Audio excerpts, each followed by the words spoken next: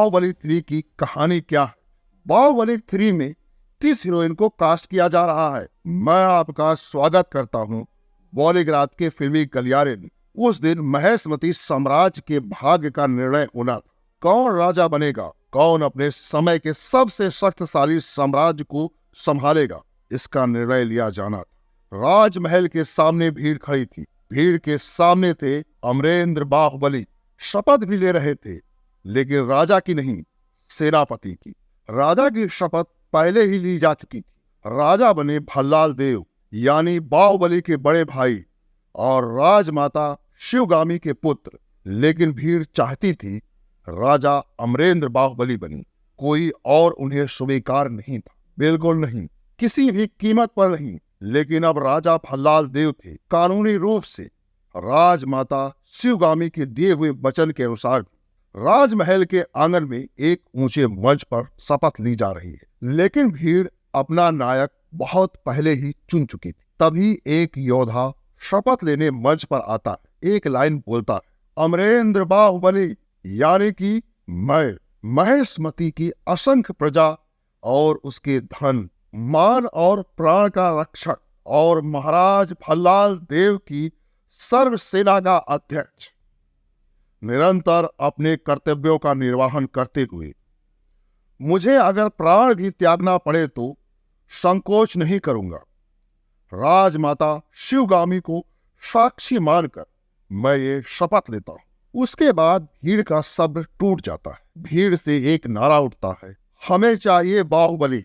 बस समस्या इसी लाइन में है कि हमें चाहिए। ये समस्या केवल बाहुबली के चाहने वालों की नहीं है, स्पाइडरमैन के चाहने वालों की भी है, आयरन मैन के चाहने वालों की भी है।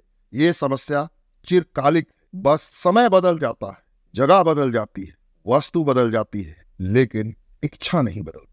हमेशा और अधिक चाहने की इच्छा।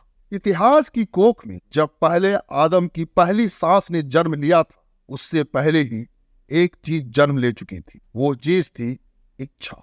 पहली सांस लेने की इच्छा। यूं करके आदमी की इच्छा खुद आदमी से बुजुर्ग है। बस यही दर्शन शास्त्र इस फिल्म के चाहने वालों की इच्छा के पीछे काम करता है। बाहुबली 1 आने के बाद पूरा देश एक ही सवाल के पीछे पागल था, बाहुबली को कटप्पा ने क्यों मारा। इसीलिए बाहुबली 2 भी आ गई। इस सवाल का जवाब भी मिल गया कि कटप्पा ने बाहुबली को क्यों मारा। लेकिन अब तक लोगों को बाहुबली के प्रभास को देखने की आदत हो चुकी। अब उन्हें बाहुबली का तीसरा पार्ट भी चाहिए। अब तो फैंस की समस्या बहुत बड़ा विकराल रूप ले चुकी और सभी को अपने पसंदीदा हीरो को और अधिक देखने की इच्छा कभी नहीं खत्म होने वाली है। इसीलिए एस.एस. राजामौली चाहते हैं कि बाहुबली का तीसरा पार्ट बनाना चाहिए। बाहुबली 3 आएगी कि नहीं, ये सवाल उतना ही पुराना जितना कि बाहुबली 2 की रिलीज डेट। मतलब जिस दिन फिल्म का दूसरा पार्ट रिलीज हुआ, उसी दिन से फिल्म के तीसरे पार्ट का इंतजार भी शुरू हो गया।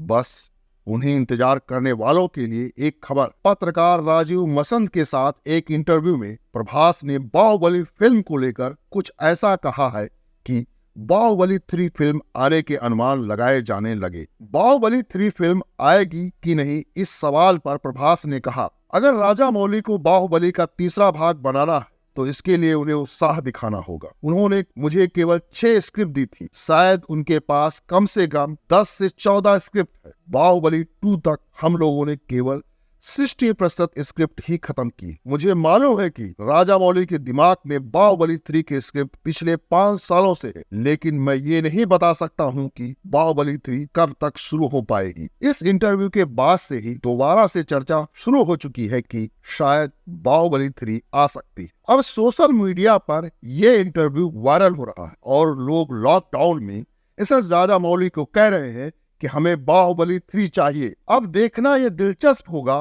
कि क्या एस.एस. राजामौली बाहुबली 3 बनाएंगे। अगर गुप्त सूत्रों की माने तो लोगों का कहना है कि एस.एस. राजामौली बाहुबली 3 की स्क्रिप्ट पर काम शुरू कर चुके हैं। तो दोस्तों, आज के लिए बस इतना ही।